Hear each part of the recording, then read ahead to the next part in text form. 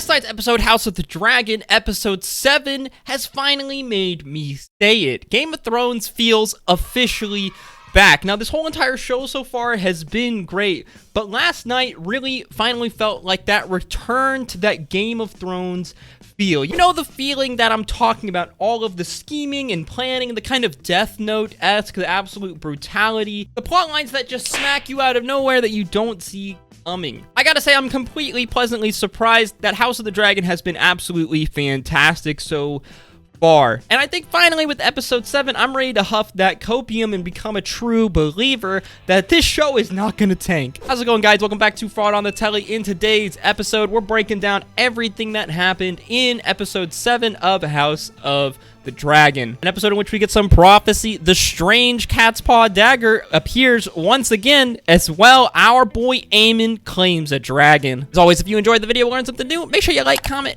and subscribe. Let's just get right into it, shall we? As a note, this video will not contain spoilers for any book material except for a small section at the end where we will be speculating with our book knowledge on what could possibly happen in episode 8. Our episode begins in Driftmark at the funeral of Rhaenyra Targaryen. All of our cast has gathered here, and wow, can you really see now the factions beginning to form and split. The camera shifts throughout our characters as Rhaenyra enters into this procession of our cast members. Look at this look of absolute disgust that Alicent gives us. Rhaenyra goes over to console her sons. It seems they are still struggling with the fact that they are in fact bastards, and then this knowledge seems to be eating away at them. And you just really got to feel for these kids, man. They're basically suffering the consequences of their parents' actions, which we will only see more of throughout our episode here. The camera pans over to a conversation between Aemond and Aemond Targaryen, Alicent's children, talking about their sister, Helaena. The boys just seem to think that she is a simple-minded person as she just speaks to herself in riddles over and over again,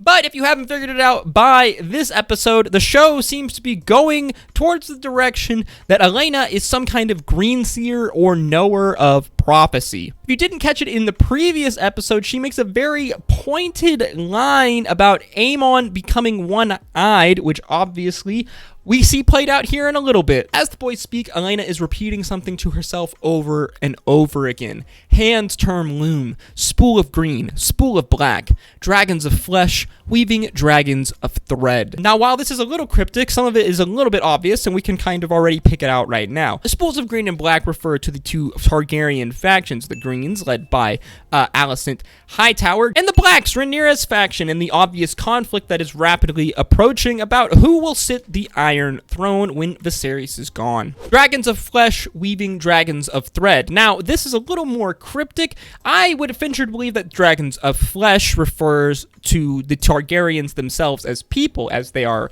flesh and they are dragons. Sometimes my genius it's almost frightening. People refer to them as dragons. They are the House of the Dragon, so that seems to make sense there.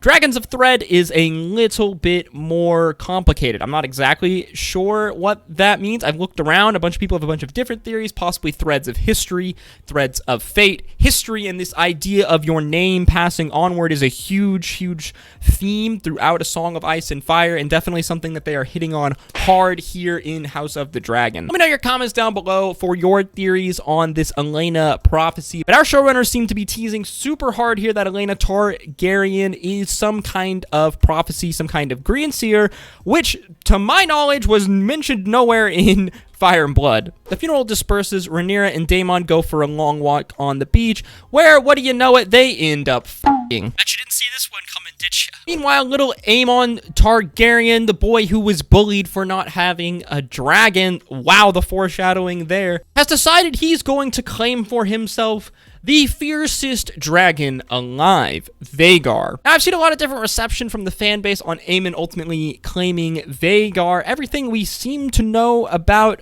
dragons and how riders claim them, it seems more like the dragon claims the rider. Later, Aemond says that anyone could have claimed Vhagar if they were chosen by Vhagar and if they had enough bravery to attempt to even do it. So while it is kind of messed up that he basically stole this little girl's mother's dragon from her, ultimately there was a world where Vhagar rejects him and probably just throws him off the back at hundreds of feet in the sky, and the kid's dead. That is not what happens though, as when Aemond arrives back in the castle, he is confronted by Daemon and Rhaenyra's daughters, as well as the sons of Rhaenyra. A scuffle ensues between these children, which, wow, was this tough to watch. A bunch of little kids, or actors playing little kids, beat the absolute piss out of each other. The fight escalates as Aemond picks up a rock, seeing about to kill one of Rhaenyra's sons, when one pulls a dagger, slashing him across the face, taking his eye out. Next, we go to the throne room where absolute chaos is taking place. Alicent is obviously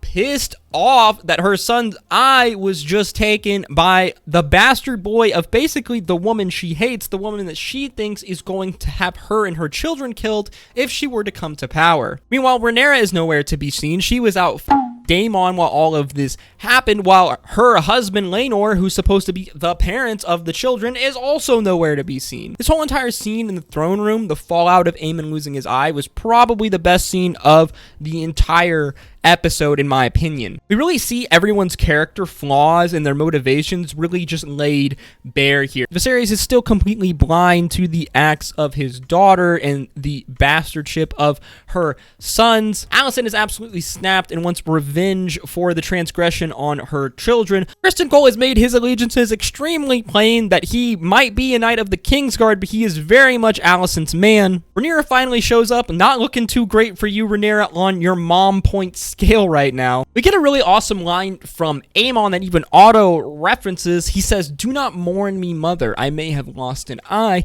but I have gained a dragon." Otto says that this price was thousands of times more worth than that eye could have been. And he's right, because in Otto's perspective, he sees the upcoming war that is vast approaching. Aemon in one move brought the biggest, most powerful dragon onto their side. Now, it's pretty common consensus that dragons in Game of Thrones are a metaphor or a kind of symbol for nuclear weapons, as they are these weapons of mass destruction that do kind of kill indiscriminately, and they heavily shift the side of a war. For book fans, this was an absolutely epic moment, as this line is taken directly from the book and is one of Aemon's most famous lines. As well, Aemon will become quite the interesting character in our future season, so seeing him lose his eye and kind of get that character progression as well as gain his dragon is really freaking cool. But enough on Aemond. Alicent wants one of Rhaenyra's boys' eyes removed for payment for Aemond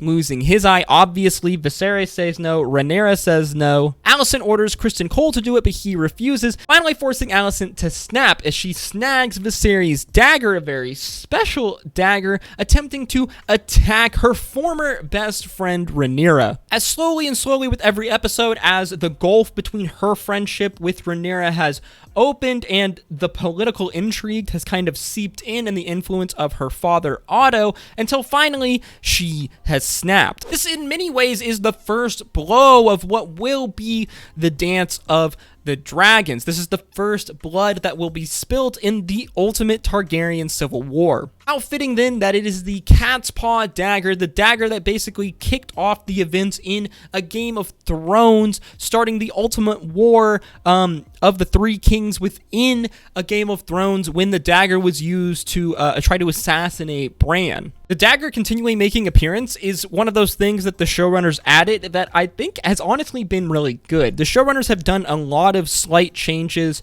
and story tweaks throughout House of the Dragon so far from this that they changed from the source material, and I gotta say that almost all of them I've been a massive fan of. Very curious to see what other roles the cat's paw dagger might play coming into the future. So far, it just seems like it's a very symbolic blade. We had the whole scene early on in House of the Dragon with Viserys and Rhaenyra, where he tells her about the prince that was promised prophecy, and in relation to the dagger. A lot of things are really starting to align now. Very curious where the showrunners eventually take this. Rhaenyra, now plainly seeing the lengths that Alicent will go to, begins to plan, ultimately forcing Rhaenyra to decide that she needs to marry her uncle Daemon. Obviously, this prevents a bit of an issue, though, as she is still married to Laenor, but they seem to have a plan for that. Daemon goes and approaches Laenor's former lover, Sir Qarl. Fast forward a little bit, a huge fight scene breaks out between Sir Qarl and Laenor in Driftmarch. But surprise, surprise, as Qarl makes his escape on a boat, who is there waiting for him but Laenor, who has shaved his head, seemingly going into hiding. Now, the implications to me here, it seems that this was Rhaenyra's plan all along. They merely make you think that Qarl was the one that double-crossed them to save Laenor, but it very much seems from all the imagery that we get about House Velaryon and the conversations between Rhaenyra and Laenor and Rhaenyra and Daemon seem to indicate to me that this was part of the plan, and she was basically letting them go, telling them that, look, you can go and live a life together where your name does not matter across the narrow sea. And our episode ends with Rhaenyra and Daemon getting married in front of their children. Things are really starting to get in full swing now, as we've really seen the factions between the two groups starting to flesh out, and as both Alicent and Rhaenyra seem to be realizing the coming storm that is ahead, as each are beginning to build power. Okay, at this point, there will be spoilers for Fire and Blood, the book, and potentially for House of the Dragon, as we're going to be speculating on what potentially will happen next episode. If you're going to click off the video here and you enjoyed it or learned something new, make sure you like, comment, and subscribe. Let me know in the comments down below, what do you think of Helena's prophecies? So we know that eventually the catalyst for the Dance of the Dragons is the death of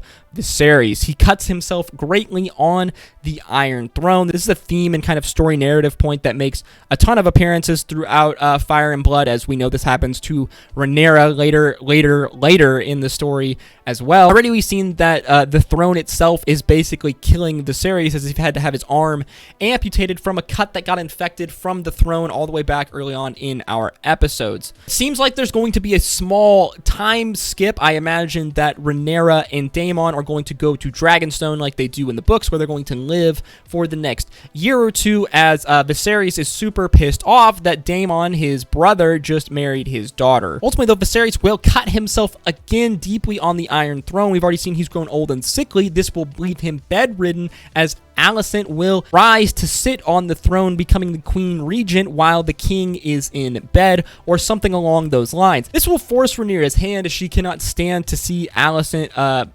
brazenly kind of claim the throne and claim rulership, forcing her and her family to return to King's Landing. We only have a couple of episodes left in our series, so I imagine that Viserys' death will either be in the second to last episode or at some point in the last episode. As we know in the books that Viserys dies when Rhaenyra is on Dragonstone, and Alicent tries to hide the information as long as possible from Rhaenyra, allowing her to crown her eldest son as king and heir after the death of Viserys, ultimately causing Rhaenyra to have to crown herself as Queen of Westeros, and the ensuing civil war. Let me know your thoughts in the comments down below. Are you a believer now? Do you think that House of the Dragons is just as good as peak prime Game of Thrones? I think it could potentially be better with the rate that we're going in, but I'm trying not to huff on that hopium too much now, guys. Don't forget to check out some of our other content, and as always, guys, I will see you in the next one. Stay safe out there. Peace, love, adieu.